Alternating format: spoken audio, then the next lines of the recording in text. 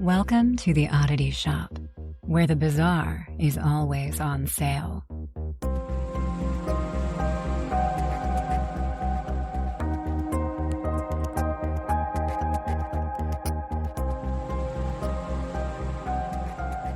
Welcome in, you oddballs. I'm your curator, Kara. This is your curator, Zach. And this is the Oddity Shop podcast, where we tell you creepy, odd, weird, strange, bizarre, unsolved mysteries and cursed item stories from around the world. How are you doing today? I'm doing good. How are you? I'm good. I've gone down two really big rabbit holes, and I cannot stop. I know about we're always in advance. At least we're past Christmas now, or we're, in the past. So this is probably blown over by the time everyone's listening, but there's two things that I can't get enough of. Have you been following the Miami Mall? Okay, so Believing the Bizarre did an episode about it. Of course they did. Well, it's funny because they're usually like us. They're way in advance.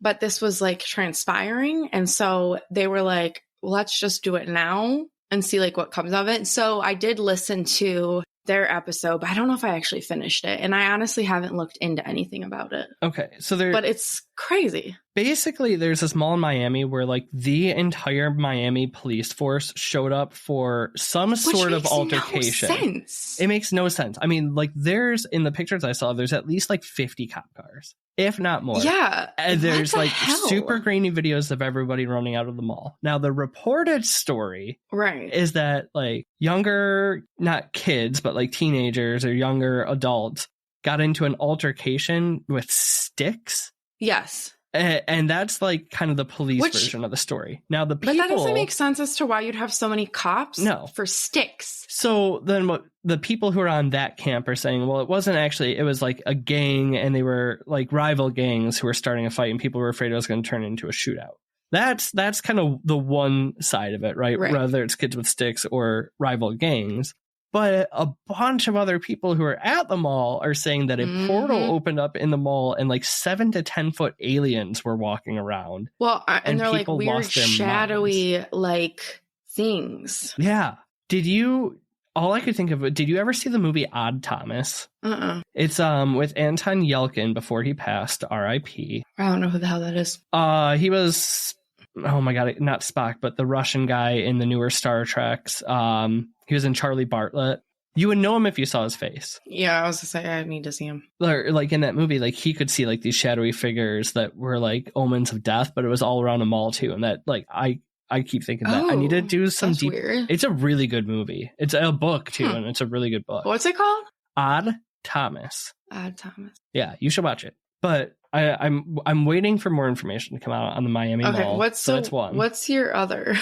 Okay, American Airlines and the door flying off mid-flight that wasn't even supposed to be a door, where they like capped it, and this poor kid sitting next to it has his like shirt ripped off his body. His mom is holding on to him for dear life. Of course, this like American Airlines. So I think I've talked about it on here before, but like there's something so fascinating to me about plane disasters. Like I can't get enough. Yeah, that and ships. I found this podcast, actually, Emily had recommended it to me a long time ago, but as this American Airlines stuff is coming out, I started listening to it, and it's called Black Box Down. So instead of Black Hawk Down, but it's like the black box in planes. Oh. And it's like a similar format to like true crime or everything, but it's always plane crashes. No. So listen though, weird synchronicity. So last night I decided to listen to one while I was falling asleep, and they posted it. Why would you pick that to fall asleep to? I don't. I'm a weirdo. Okay, so they posted this episode back in June, anything different. But it was about these pilots from Florida who weren't used to like snowy areas, and they took off in a snowstorm, didn't de-ice enough, and basically flew into a bridge and then into the Potomac River. Oh shit. Okay. So when was today, what? That was when? That was in the 90s, I think. Oh, okay. So today, I listened to that yesterday. Yesterday for us was January 13th. Okay, so today I'm trying to I am not creative when it comes to social media. I don't know why I just try to step on your toes. I was having ChatGPT help me with a post.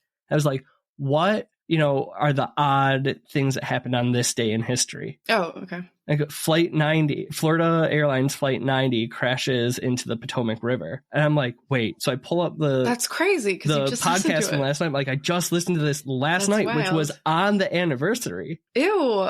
And it's not like it was a new episode. They posted the episode on it back in June. And I'm like, what are the chances? Because also, ChatGPT gave me 4 items.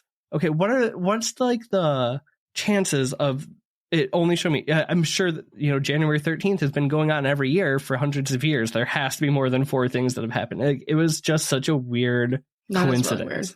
I don't know. I've been kind of stuck on that all day. So those are the 2 things that have been taking up my time. What about you? That's wild. I found a quote that I put on my screen because I loved it.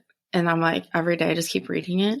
And it says, in an age of performative cruelty, kindness is punk as fuck. Be punk as fuck. And I'm just like, you know what? Yeah. That is so fitting for you. And yes, I love it. All right. So I do have one thing that I need to tell you because when I was sick with COVID, I tried FaceTiming you to tell you this. And then you wanted me to tell you it after. And I was like, no, because I was like, I'll just wait for the podcast. If you need to hear it for the first time, you might as well be on the podcast. Okay. All right. So when I was really sick, I was in your room because I didn't want Aaron or now Delilah apparently can get sick. So I was quarantining. For everybody else, what she says is my room is the guest room of her house that I already know that in. we've went over this. Well, maybe somebody's new here. I don't actually have you weren't staying in my room instead of your husband's room because you were sick. So we live separately. So I was in your room, okay? And at this point, I think I'd already been in there a day or 2 or something like that, whatever. Okay, so those little tchotchke things that are usually they're animals or something, or a flower, and has the strip on it where when the sun hits that little strip, it moves. Oh, yeah. Yeah. Okay. So Mom collects those. Yeah. Okay. So I have the owl. I don't know if you've noticed, but it's on the nightstand next to your bed. Okay. So I have that little owl there. Okay. Well, it was my grandma's and she had 400 of them and I kept one when she died. Cool. So I have it in there. That thing never moves. If the sun is in there, whatever. So I never see it move. But where the nightstand is not in direct of the window. And this was 10 o'clock at night. So anyway, I'm just sitting in there and then Delilah kept wanting to come in. So I did move one of her dog beds onto the floor in there because there's not a rug. And I was just letting her lay in there. I just wouldn't go by her. So I'm on the bed. Delilah's on the floor in her little bed. And all of a sudden she gets up. She kind of freaks out and she's staring at the nightstand, freaking out though. And I'm like, what the fuck? I'm like, Delilah, what? And she's just staring at, I didn't know what though. Cause there's a lamp, there's a sign, whatever, and I have all my medicine up there at that point. So I'm like, what the hell? It was just really weird and out of nowhere. And I'm like, Delilah, and I look and I'm like, what are you looking at? And the fucking owl starts moving. No. Now this is nighttime. This is 10 o'clock at night, right? And I kind of just laugh. Now, mind you, at this point I had a fucking fever. I was delirious. So I'm staring at it and I'm like, is that really I'm moving? It's just Grandma Delilah. It's fine. And then Delilah kind of boogies on out because she's like, no. So she leaves. And I'm staring at this thing and then it's not moving. And then I'm like, yeah, you just said, is it really moving? So then I'm like, Grandma, nothing moves. But I called my grandma Nani. So I'm like, Nani? The fucking thing starts moving. No I'm way. I'm like, Nani, are you here? And it starts fucking moving. And I'm like, so then I'm delirious though. Cause I'm like, is this my fever? So I FaceTime my mom because I'm like, Mom. And I'm like, Mom, I need to tell you this really quick. And I point the camera, I'm FaceTiming her and she's looking at it. And I'm like, it's not moving. I'm not touching the thing, nothing. And then I even started moving the nightstand and it didn't move it. Okay. So then I'm like, Mom, and I was like, Mom, watch this. And she's watching it. And I'm like, Nani, are you here right now taking care of me? And it would fucking move. And then it would stop. And my mom was like, oh my God. And she's like, Mom, I'm here. I love you. And it starts fucking moving. That is so cool, honestly. So then I tried FaceTiming you because I just wanted you to see it, but you were talking to Nick. And my mom's like, God, I wish we would have recorded it. Yeah. I'm like, you know what? At that moment, I'm like, no, I wanted to FaceTime my mom. I didn't want to. That's more for your family. And I mean, I guess I could have, but that didn't even cross my mind. And then, all the next day when it was fucking sunny out and I opened the blinds, it didn't fucking move. moved the shelf to try to move. I've honestly thought about it a couple times when I've stayed in there because I'm like, why do you have it right here? It's never going to hit the sunlight, but I never said that. Well, and it's weird because my mom said you should ask Zach if he's seen it move. No. And then, of course, that night at 3 a.m., little owls jiggling, and I'm like, Grandma, I'm trying to fucking sleep. I'll have to pay attention to it now. Because then I'm obsessed with staring at it. That's honestly really cool. Yeah, so that was what I was... But then that's why I didn't want to tell you in the car the other day when you asked. I was like, no, I don't want to talk about it. I'm like, no, I want to tell you on the podcast the first time. So the reason I had called Kara was for a wild story, because I remember texting you afterwards. Oh, yeah, like, what is it? Because a wild story. I have spent an entire 4 days trying to remember what it was. You can't remember it? No, we'll just never know. Damn. But are you ready for a question? No. And I need you to know that I wrote this question down before the story that you just told. Have you ever owned an item that you thought might be haunted? Legit, that's what's written down. Well, I don't think that item is haunted per se, but no, I don't. Well, have I? I'm trying to think. I think I will say yes, actually, because, and I might have told this on the podcast before, but my aunt would give me those creepy porcelain dolls every year for Christmas. Oh, yeah. And I was petrified of them, but my mom would make me be nice and like think that, whatever. I really enjoy that now as a society, we are like teaching ourselves and our kids to like, if you don't like something, it's okay to speak up and be like, hey, I wouldn't use this, or I don't like it because I don't want to waste your money. I wish that was then, because I had all these fucking porcelain dolls that I had to display on a goddamn shelf in my bedroom. And I would have nightmares of them coming and killing me every night. So I think that they were fucking haunted. Oh my God, no. I did have a haunted item. Oh my God. And I had this fucking monkey. It was like this weird, those monkeys that were stuffed animals and they had the magnetic you've talked hands? about that on here before. Yeah. Did I? The symbol monkey. Yep. And he would move. He didn't have symbols, but he would move. There was also follow-up. Do you think souls can be attracted to physical objects? Which, based on the story with your grandma, absolutely. Well, yeah, and they do say that dolls, most of the time, dolls do end up being haunted because they inhabit souls, because their souls are attracted to them because they look like a human form. So they do say that that's why there is a lot of haunted dolls. So yes, I do. Perfect.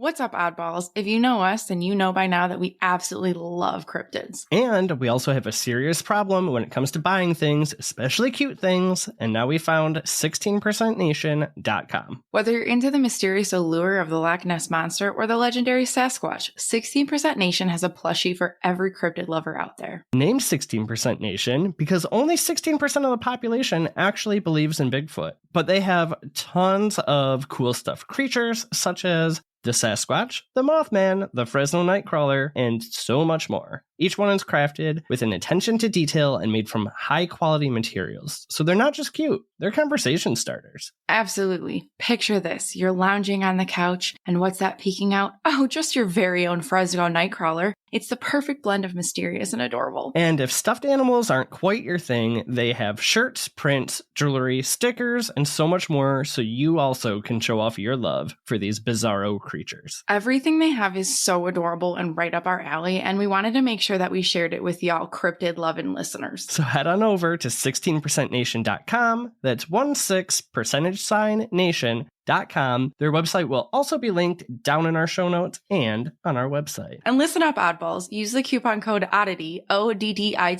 at checkout and enjoy free shipping on orders over $60. Bye. Bye. All right, I usually have a good hook to suck you in. I'm not giving you any background on this one. We're going in dark because you know what it is, and you're going to 100% hate it. I'm so sorry, but you're probably going to figure it out pretty quickly. I will preface for all the listeners that Zach texted me earlier and said, I'm so sorry, I love you, but you're going to fucking hate this episode. So I don't know what it is, but I already know I'm going to hate it. You know what it is. So we're going back to 1900 in Key West, Florida. Okay. And on October 25th, Thomas Osgood Otto and Minnie Elizabeth Watkins welcomed their son into the world. His name is Robert Eugene Otto. No! And you did not do this to me. I loved it too when you were literally at the site. Don't say what it is yet. But when you were saying your answer to the question, I'm like, oh, she's going to put this together real quick on the follow-up. I'm not going to say what it is, but in my brain right now, I'm already apologizing to what it is. There you go. I hate you. I don't hate you. I don't hate you. Don't yeah, hate you better stop saying that. You better start saying all the nice things. I don't hate you. I don't hate you. Robert's raised by wealthy parents. First few years of his life are fairly normal until his 5th birthday in 1905. Prior to his 5th birthday, his grandfather was traveling in Germany. And while out exploring, he passed by the Steiff company, which was actually one of the companies that created the first teddy bear. Oh. A toy company. Now, the company, obviously, they have like a ton of different kind of toys for sale. But for some reason, Robert's grandfather wouldn't accept any toy from the shelf. You see, there was one that caught his eye in particular, which was part of a window display. So it wasn't a toy that was like for resale. It was one that's created specifically for the display, which was a bunch of approximately 4 foot tall clowns and jesters. Yikes. So Robert Eugene Otto, for his 5th birthday, receives one of those dolls purchased by his grandfather in Germany, and Robert becomes absolutely obsessed with this thing. Ooh. He goes so far that he names the doll after himself and then renounces his own name. So Robert the doll is born, and Robert Eugene Otto starts to go by his middle name, shortened to Gene. So for the rest of the story, Robert is the doll, Gene is the actual living human being. I can literally see your face right now. I'm so uncomfortable right now. I know. But we had to cover it eventually. Come on. I wasn't gonna. So not only does he name this 40-inch tall doll after him, but he gives him an outfit that was also owned and worn by Gene, which is a little sailor's outfit, complete with a hat and all. Okay, so let me ask you a question, because you said that Grandpa saw the display and it was like jesters and clowns and stuff. Mm-hmm. But Robert isn't. He was dressed as a clown. Oh. I got Gene puts on a sailor outfit on him. Okay, so he didn't have like clown makeup or anything. I got it. Right. Yep. So it was just like, basically, I'm sure the dolls in the window were probably used in that window for like multiple displays, which is why you can change how they look. I get it. I do think that Robert the doll is actually kind of cute. And I'm not even just saying that. I think he's kind of cute. I think probably 100 years ago he was cute. For that time. He's looked a little rough. So anyways, though, he, like I said, he's about 40 inches tall. And from when Gene received him, literally 118 years ago, to this day, is still wearing that sailor outfit. Mm-hmm. Like we said, very cute doll. He looks a little bit rough now. There's like nicks and scrapes along him because he's straw filled, but covered with like almost like a felty material. Like think of the really old teddy bears. They weren't like super fluffy. They were more of like that like felt like I know exactly what you're talking about. I think we have a picture of Robert the doll somewhere in our books. Yeah, I'm sure we could find one to post. So he has 2 hard sewn on jet black eyes, a smile that is usually in a smirk.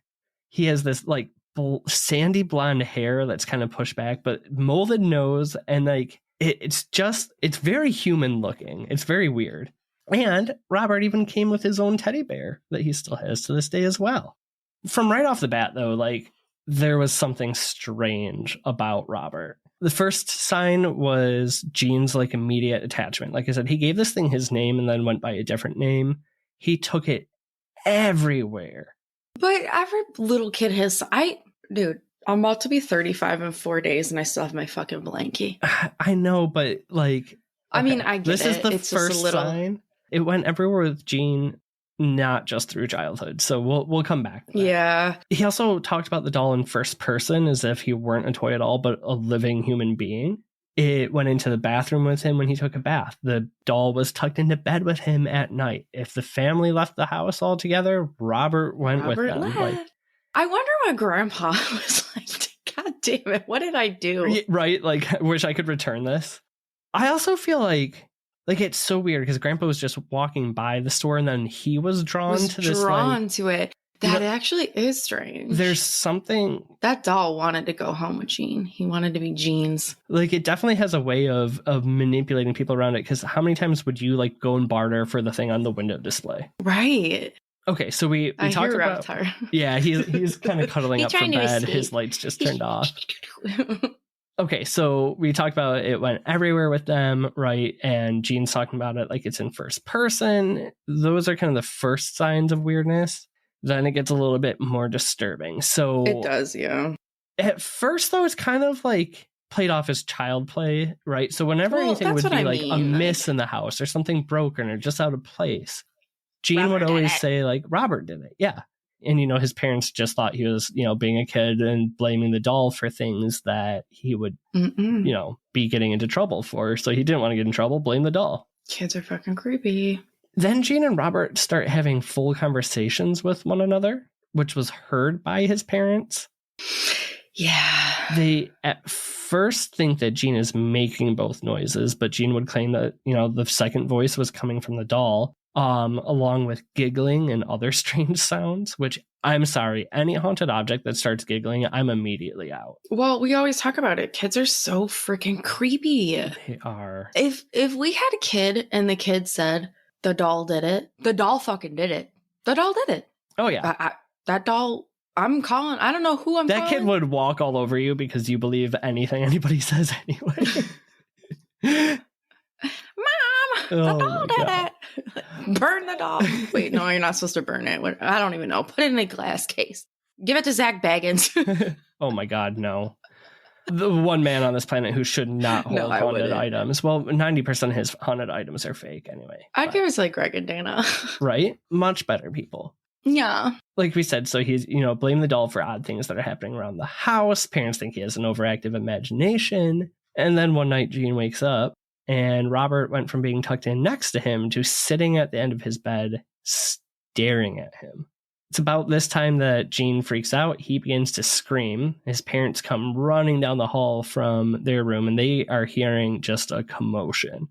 They can't get the door open at first, and when they finally get in, the room is just in disarray. Like, furniture is all over the place. Toys are all over the place. And how old is he at this time? He is probably around like 10 or 11. Like, he's not moving furniture around. Right. Now, he could have been, but so remember, the parents heard the noise right up until they opened the door. When they opened the door, Gene is curled up in his bed, like recoiled in fear and crying. And the doll is still sitting at the end of the bed staring at him. And I bet he doesn't just sit, like, how would he sit up on his own? No.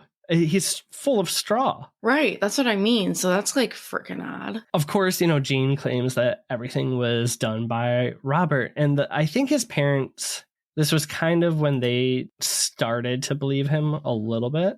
Yeah. Well, they're probably just thinking something's fucked up. Like, if that didn't get their inclination going, the stuff that started to happen next absolutely would. So now at night, they're hearing somebody walking around the house at all hours, giggling and making noises and moving things around. Ew. Other people who come to stay with them, because they own quite a large house. They're really wealthy, so they have a lot of guests. Some even who look at the doll suggest that when people other than the family would look at it, the facial expression would change from that smirk to more of like a scowl. Ew. What I don't understand, right, is that Gene was obviously terrified of the doll that night. But he cannot get rid of it. He keeps this doll literally his entire life. Well, he probably can't get rid of it. I don't think he probably could have. I think it's one of those things where it's like it's that object has now chosen Robert, and even if Robert did, or, you know, chosen Gene, like, I don't think Gene had much of a choice. They probably threatened to like kill him or something. Gene is a little bit of an eccentric person, though, so he becomes an artist in life, and like having. Don't you think you'd become eccentric if you had a doll that was fucking doing all this shit? But it kind of seemed like, you know, his lifestyle, like strange artist. He's got this doll, whatever. After his parents die, he actually moves back into his childhood home that they still owned with his new wife, Anne. Anne, much like Kara, is super uncomfortable with this doll. Okay, but does not like it. Hold on. I know why you're uncomfortable with it. You have to hold on to the end for people who don't know the story, because we're going to get into it. No. What I was going to say is, I don't think I could marry Aaron if he had a doll that he like still slept with and loved. And like, I understand I have a blankie that I sleep with. I get it. But it's not like a doll that I'm carrying around and like talking to. It's very strange. I can't even believe somebody would marry him. Now, I don't think he was like talking to it as much at this point. I don't know. Anne didn't like it, but she couldn't really like put her finger on why. Because it's a grown man with a doll. Jean solved the problem by making it so Anne didn't have to see him anymore by giving Robert his own room. Yeah. So they placed him in his room on a chair in front of a window so he could look out and overlook the street. Creepy as fuck. Okay, it gets worse because now the neighborhood. Wait, can you children, imagine? Yeah, I was like, can you imagine being in the neighborhood and looking at someone like? Well, so at first, like the kids were kind of drawn to it, right? But then the rumors started to happen that they would watch them as they went to school and then move from side to side across the window. Mm-hmm. Other students even start to claim that the doll would mock them as they walked by. Oh, yeah, I bet he did. At one point, though, like the kids start completely avoiding even walking around their house.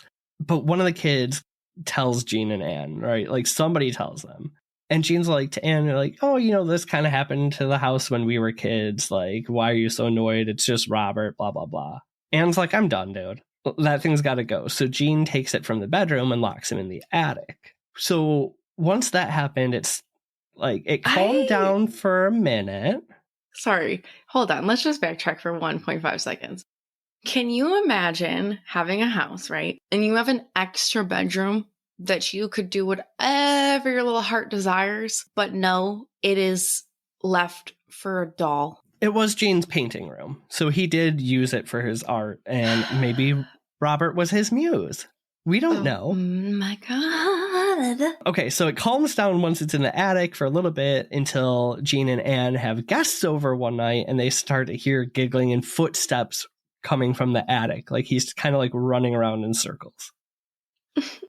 So neighborhood kids come to get Jean and Anne again, and we're like, hey, we're starting to kind of see Robert in the window again, but like also different windows. Like he's like literally running around his house at night. I'm actually surprised that the kids are even going to the house. I would never go to the house. Somehow they were talking to Jean. I wouldn't talk to Jean. I kind of feel like as eccentric as Jean is made out to be, he was maybe the one talking to the kids. Like he seems to have an affinity for this doll. Like, let's find out that makes a little bit more sense because I can't see these kids going up to him and being like, "Hey, your doll's in all the windows." Right. I'd steer clear of him and his goddamn house and doll. So Anne is like pissed though, right? And Jean's like, "There's no way this is true. We locked him in the attic. Like, let's go take a look." They open the attic. Robert ain't in there. Shut the fuck up. They go to the painting room / Robert's bedroom, and guess who's sitting on the chair looking out the window? Little fucker. Fucking Robert. You know what? Here's the thing. Let me stick up for Robert. He didn't want to be in the attic, would you? See, here's my deal, and this is going to come up time and time again. I don't think Robert likes being locked anywhere. He doesn't. Would you? No, not at all. We should all feel bad for Robert. He just wants to be outside with the kids. Actually, you know what Robert wants to be? He wants to be like stoop kid. Stoop kid's afraid. But he just wants to sit on the stoop and just make fun of all of the kids that walk by. Which I can't just blame let him. Robert live his life. Right? That sounds like a pretty fun time. You know what? Me. Maybe I identify more with Robert than I thought. See, you're gonna come out differently from this story. You know who doesn't change their mind, though, is Anne. So after the dinner party thing, after the kids, again, seeing that like, run across different windows, she is like, I'm done. Yeah, okay, so Anne's pissed, right? So, like, she's fed up. She's like, put that thing back in the attic. I'm sure she said, get rid of it, right? And he was like, no. Probably. Because if I were her, okay, because... We don't have a lot of direct quotes from them. Yeah. So, and here's the deal with all the research, once again, down in the show notes. Different articles say different things at different times. We put it together the best we can, but it's a lot of stories that have been told and told and told. Well, and this is from so long ago. Right. Well, this is so, I mean, he got it in 1905, but he's married now, right? Yeah, never mind. He escapes again and again and again from this attic. You know, if I were Anne at this point in my life, I would really rethink what my decision was marrying Jean. But at this point, it is what it is. And I really do think that I would dedicate something for him. Well, she did. Okay. What she dedicated to him after her final straw oh God. was a trunk, a locking trunk. No, that's not what I meant. In 1974, right? So 69 years of this doll running around the same house. Anne locks him in a trunk and puts him back in the attic. Do you know how long that they were married? Like how long she was dealing with this? I don't know. They were younger because I feel like, if I remember right, his parents passed away in 1917 and 24. So I'm just thinking of like how long she dealt with this before she put him in a trunk. So let's see. So she puts him in the trunk in 72. He got him in 1905, so 68, and Jean was probably about 20. So about 48 years she dealt with this. The fuck? Okay, so it was 1972, and just 2 years later, Jean actually passes in 1974. Yeah. And lives a couple more years. I think 2 or 3 more years, right? The doll doesn't do a thing. It's locked up in its trunk. Okay, when I say he doesn't do a thing, I mean this doll is stewing. Okay, because now he's angry. Did they have kids? They did not, that I know of. Okay, I didn't think so. I don't think they do. I think Robert was sort of their kid. His kid, yeah. So 2 years after Anne passes, though, the house sells to Myrtle Reuter. And Myrtle has a 10-year-old daughter. Oh. And they love going through this house because they're finding all sorts of treasures. Remember, Jean was trinkets, like eccentric artist. Yeah. So they love finding all the stuff that's around the house, the paintings, and like you said, trinkets, all that kind of stuff. And then they go through the attic one day. Oh, God. And Myrtle and her daughter find a cute little doll dressed up like a sailor, chilling in a trunk. Myrtle's daughter immediately is delighted with this toy and loves it and quickly, starts spending a lot of time with it. That's until she started to tell Myrtle that this doll is actually alive and it wants to hurt me. Mm-hmm.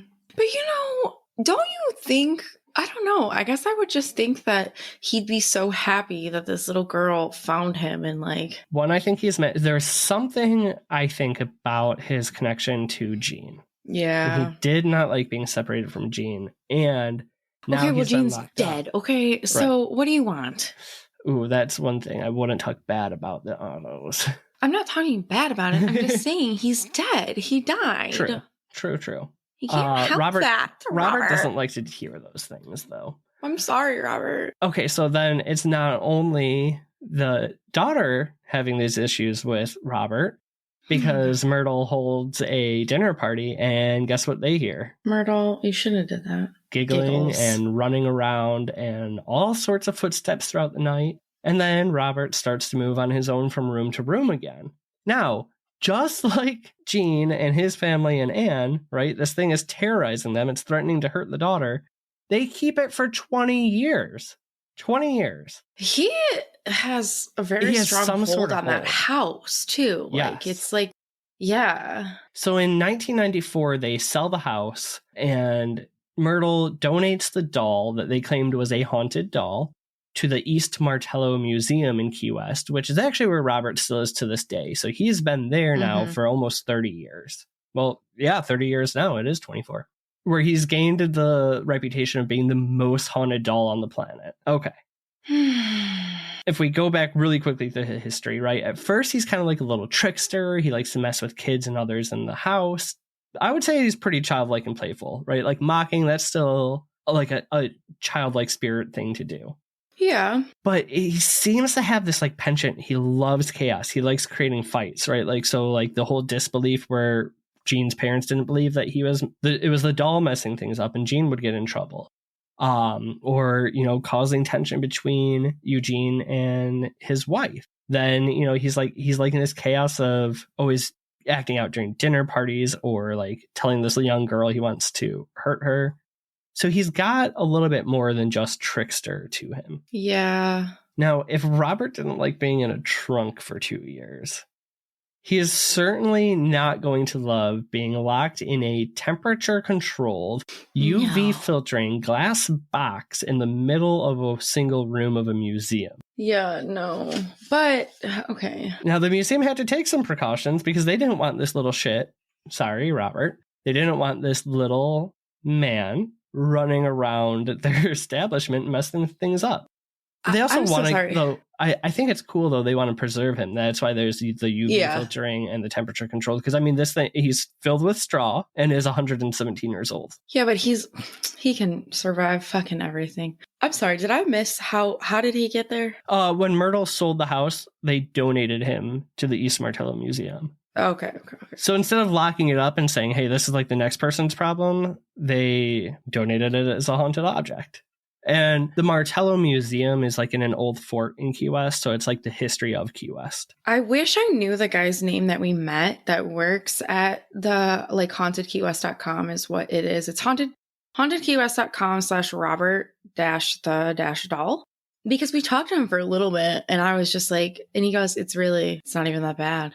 And that link is actually down below in the show notes. So okay, I use that for some of our information. I wish I knew that guy's name that we talked to. Yeah, he was really cool. He was interesting. He was really nice. He quickly becomes like a huge tourist attraction, right? They're claiming that he's the most haunted doll in the world. People begin to visit him, and then they experience unexplained phenomena. So Anthem Room, workers have heard demonic laughing. They've seen his facial expressions change, especially if anybody talks bad about Gene or the Otto family. His eyes and his head would watch patrons move around the room. Which you guys have to stop and look at what he looks like, because he doesn't look what you think he'd look like. No. So when we're saying his facial expressions move and stuff, his mouth is stitched on. Yeah, when you look at him, you're like, wait, I don't even understand what you mean by his facial expressions move, because he almost doesn't even look like he has any facial expressions. And like his eyes following you, they're literally just hard plastic dots. Yeah, they're all black. They're not. There's not even like a pupil. The other thing that I think is really creepy, if you look, he actually has nostrils too. Like there's holes. Yeah, he does have little nostrils. Okay, so one of the creepiest things I think though is some of the workers, when the museum is closed and they'd come to open the next day, Robert's hand would be up and on the glass as if he's pushing on it, trying to escape. That's actually really sad. And also terrifying. People who are in that room at the museum will sometimes feel their legs and knees being touched. They also say if you look closely, sometimes his chest would rise and fall as if he's breathing. Oh. And then there's the more sinister side to Robert. So he might be behind glass, but Robert is not done messing with people. So there's one rule when you visit Robert the doll. Yep. And that is that you are not allowed to take his photograph without first asking him for permission. Correct. And why is that, Kara? I'm not talking anymore about him.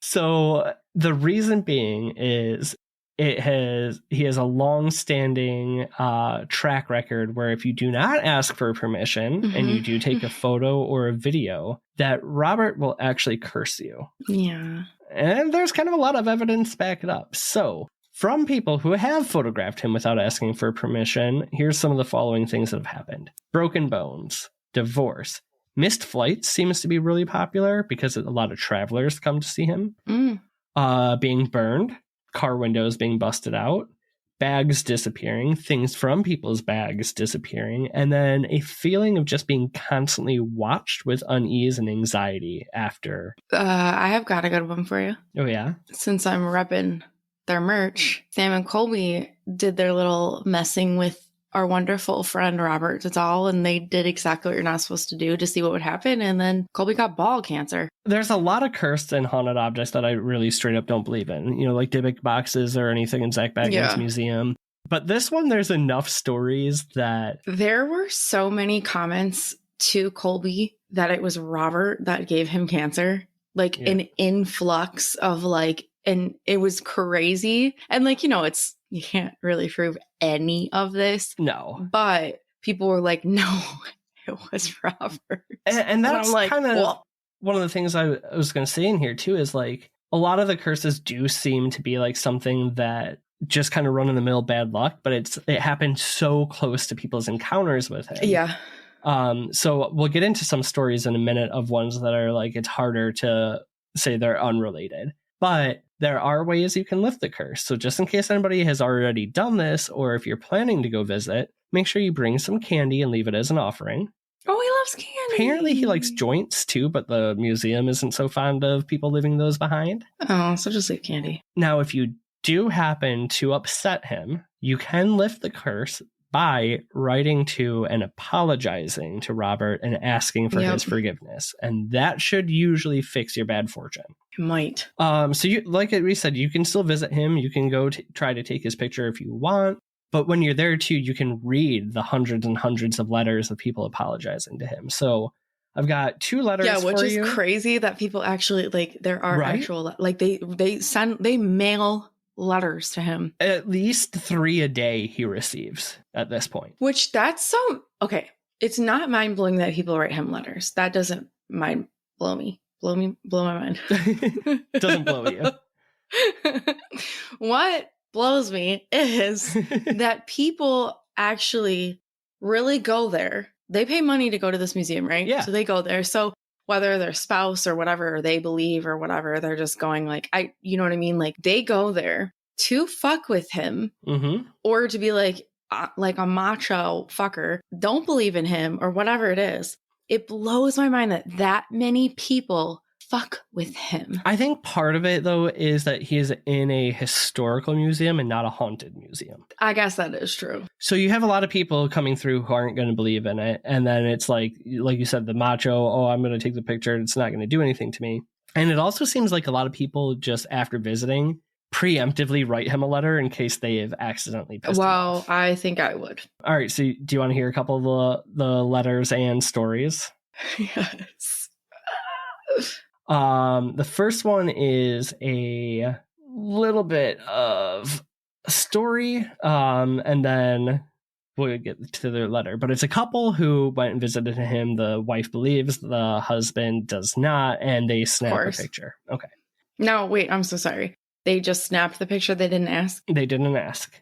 Okay. Robert, we're sorry if you felt disrespected by our visit Friday night. We should have taken our time with you far more seriously. While traveling home the next day, we experienced serious delays and the airlines lost our bag. While this has never happened to me or my wife before, we kind of thought it was maybe just coincidental, but as time gone on and our luck has gotten worse, we've realized we may have upset you. No. Hopefully you can accept our apology and help our bags find their way back home. Thank you, Chris and Murphy. Okay, so that's. I like how he writes the letter.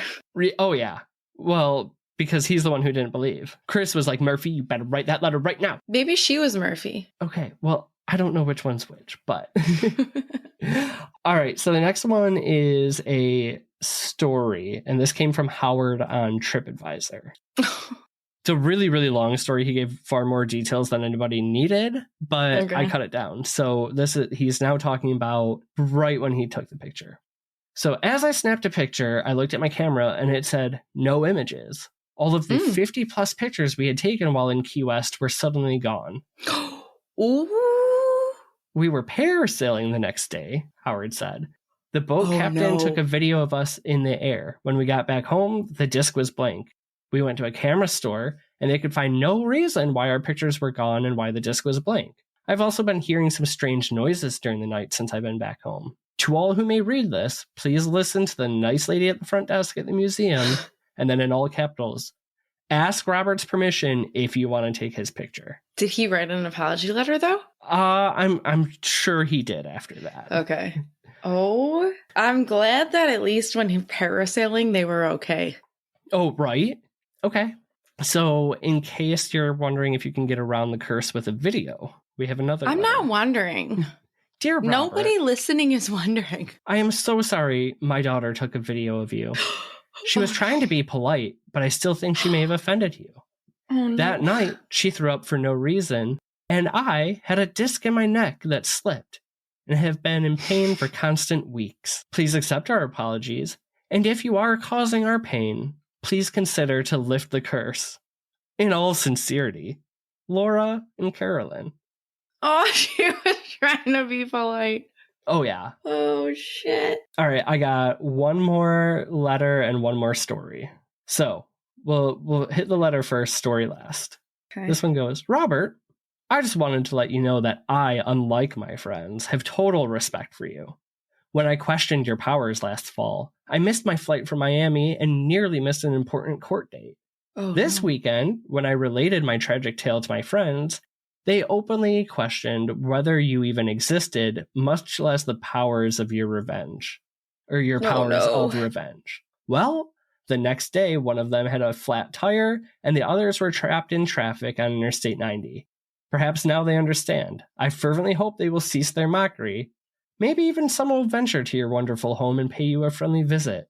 In the meantime, let me just say that I appreciate your attenuation. I don't even know what that word means. Your attenuation of Tropical Storm Faye, and hope that the other denizens of Key West are appropriately grateful. Sincerely, Chris from Illinois. So the tropical storm had missed Key West, and he was saying to Robert, thank you for not letting it. All right, the final one. This is a story. So I take a picture of him and send it to all my friends via Snapchat to show that I was the bravest kid in my generation. With my photo taken, we hurriedly finished our visit and returned to the hotel. The next day, the day of our big departure, we don't have breakfast because of a lack of time. We pack our bags and climb into the car to the Miami airport, where we will take a plane to France in the afternoon. At 11 o'clock in the morning, we come across a Wendy's. So we stop there to eat. We sit down, order, wait, receive and eat our food, and leave. When we get back to the car, we're shocked to find it in a really abnormal state. All the windows are broken except the front one. There's glass inside and around the car, as much as you can imagine. Meaning that the windows had not only been broken, but they looked like they had exploded from the inside out, not smashed from the outside in. Oh. Even more disturbing, our suitcases are intact. My headphones that were on the back seat are still in the same place that they were when I left them. We weren't robbed. We weren't carjacked. Nothing was stolen. The windows simply exploded. All at the same time, it seems, as if Robert himself somehow did it. Yeah, because you, number one, didn't ask permission. Number two, you put it on Snapchat for like hundreds, maybe thousands of people to see without permission. You fucking fool. Yeah, so, I mean, those are just a couple of them. Like I said, there's hundreds of letters there, but our boy Robert is still messing with people to this day. So I guess I wanted to know, obviously I know you're not going to be one who takes a picture, but do you think he is a trickster? Do you think he's evil? What do you think he is? I'm going to tell you exactly what I think he is. Or I'm going to tell you exactly what I think. Why I don't like talking about Robert is because you just never know, right? He's like a little bit temperamental. Oh, yeah. I feel like he's just very fragile. He's a very sensitive little man, and that's okay, Robert. It's okay. So I'm not afraid of Robert per se, but like, it's just like one of those things where it's like, the bully down the street, I ain't gonna mess with. I'm just not gonna mess with Robert. It's fine. There's nothing wrong with him. I'm not gonna mess with him. No, I don't know. I think Robert, there's definitely, somebody needs to figure out Robert's story. We need to like talk to Robert somehow. But I think that he probably had a tragic life when he was alive. I think that he's a little soul, probably a kid that found the doll and liked the doll. That was kind of my thoughts, resided in the doll. And I think that he wanted to stay at the toy store. And maybe he wanted to stay at this toy store. Maybe he just wanted to be like loved. But I think that I think that ultimately he just wanted to be a kid. I think he wanted to be alive, if you will, and like not locked up and not punished. Thing. And he's a kid, and he's probably a small kid, right? So he's like a little kid doing mischief, doing like, mischievous little things. And then as time progresses and he's locked in a room, locked in a freaking attic in a trunk, like, your attitude is going to progress because what the hell? So I kind of have two thoughts on it. One is total agreement with you, right? Like he's gotten angry as he's been locked up and now this curse comes into play. But the other thing to think about is when Myrtle donated the doll to the museum, she said this is a haunted doll. The museum ran with it and said this is the most haunted doll in the world, right? Mm-hmm. Now things were happening, but like the curse, nobody was having bad fortune from the doll before that point. Remember, Myrtle had it for 20 years. Gene had it for a lot longer. He had it for 69 years. So do we think that Robert is actually creating the curse, or do you think this is almost like a second layer haunting, more of like the intentional haunting from all the negative psychic energy people have had? Yeah, no, either that it's creating that second layer or it's feeding him. I think it's feeding him, because I think it's just like us. Like, you know, I tell you every single day of your life, Zach, you're a piece of shit. Zach, you're a piece of shit. Zach, you're a piece of shit. Right. You're going to think that you're a piece of shit, and it's going to be real. Manifest myself into shit. No, but for real. But then you are a piece of shit, right? Yeah, it becomes self-fulfilling prophecy. You start being a piece of shit. So you are this evil, crazy, you know, whatever, the most haunted doll in the world. Like every single day, poor little Robert is hurt, like told every day, you're like the most haunted doll, and you're going to haunt me, and you're going to fuck with me, whatever. And guess what? If I'm a little kid, I guess what? If somebody keeps saying every day, if you mess with him, he's going to fuck with you. I'm going to start fucking with people. Absolutely. I'm going to start fucking with people.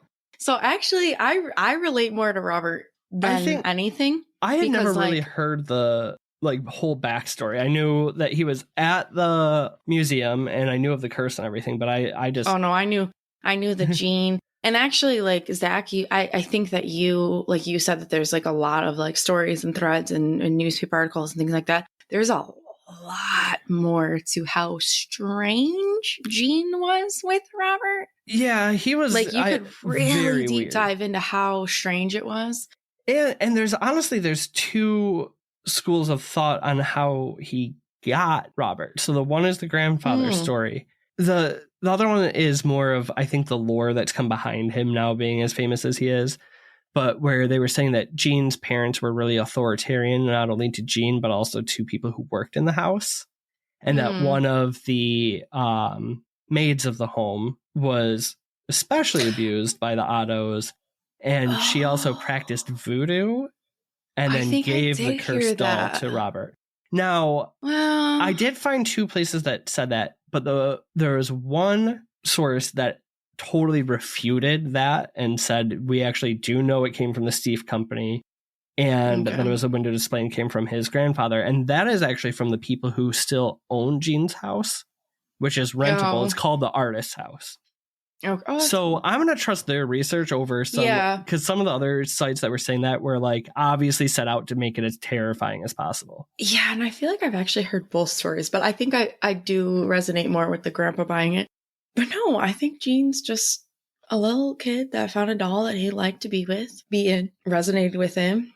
But the one thing I can't figure out is like, it seems to have picked Robert. His grandfather was drawn to the toy from a window, and then it made its way from Germany to Key West. Unless Robert really just wanted to see the ocean. Yeah, I don't know. I mean, I guess if you're a wandering, traveling little soul, you kind of know things, right? So maybe he could feel, oh, you know what? You have a grandson.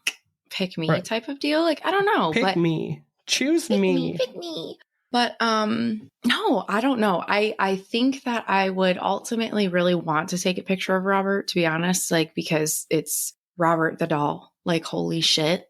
Right. I would ask nicely and leave some candy, though. Yeah, I don't know if I would actually do it. I don't think that I would do it. But if I were like with you or whatever and you did it, I would definitely. I was just going to say, you wouldn't do it because you'd be telling me exactly how to apologize, what to leave, and how to take the picture. Yeah. Then I would be taking the picture and you would be telling me how to line it up so that it's a perfect shot because. And I would be like, hey, Robert, is it okay if Zach takes the picture? I'd still ask for you, even though you would ask yourself. Yeah. I'd be like, we're going to take the best picture of you, Robert, and we will not share it on social media. Or can we? No. No. Anyways, though, if you want more, there are tons of stories out on Reddit. Apparently TripAdvisor. You can Google some of the letters and stuff. It's actually pretty interesting. But that is the story of America's most haunted toy, Robert the doll. Robert. Your favorite. Which I apologize to Kara before because I know she's like, I don't even want to say terrified of, but you just had this reverence for. Okay, here's the thing.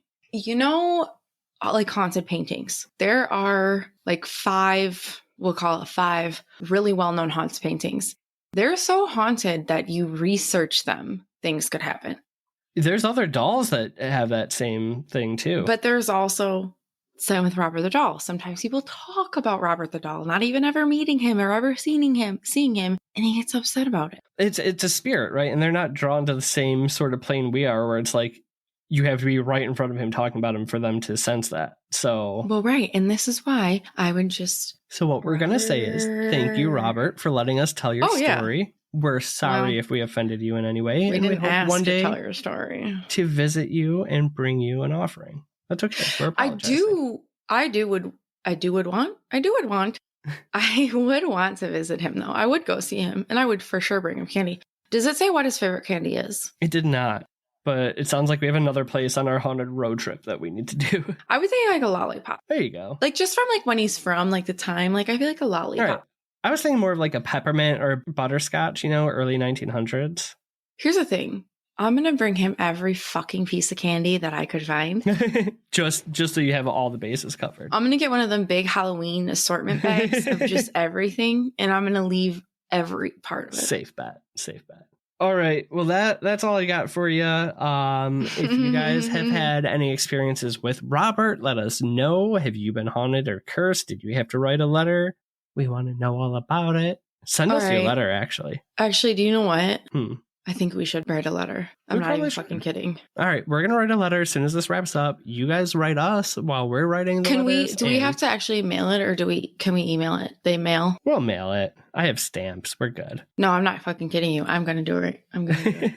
Before you write your letter, see us out. Robert, we're sending you a letter. Don't you even worry. We love you. We appreciate you. Can I put candy in it? Do it. All right. Yeah, Robert, we love you. We appreciate you. We're so thankful that you let us tell your story. And we hope everybody else researches Robert. And we feel the same way. We love him. He's great. But most importantly, creep it really, oddballs. Goodbye. Bye.